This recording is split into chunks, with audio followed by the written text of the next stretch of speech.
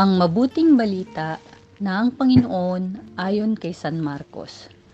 Noong panahong iyon, muling pinalapit ni Jesus ang mga tao at sinabi sa kanila, "Makinig kayong lahat at unawain ang aking sasabihin.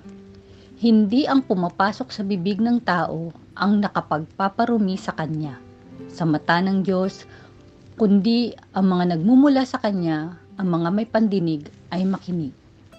Iniwan ni Jesus ang mga tao at nang makapasok na sa bahay, siya'y tinanong ng kanyang mga alagad tungkol sa talinhaga. "Kayo man ba'y wala ring pangunawa?" Tugon ni Jesus.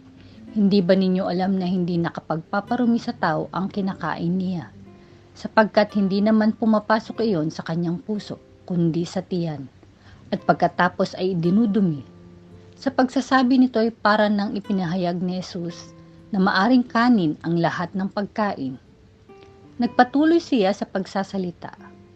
Ang lumalabas mula sa tao ang nagpaparumi sa kanya, sa mata ng Diyos, sapagkat sa loob, sa puso ng tao, nagmumula ang masasamang isipang nag-uudyok sa kanya na makiapid, magnakaw, pumatay, mangalunya, mag-imbot, at gumawa ng lahat ng kabuktutan, tulad ng pagdaraya, kahalayan, pagkainggit, paninirang puri, kapalaluan at kangahalan.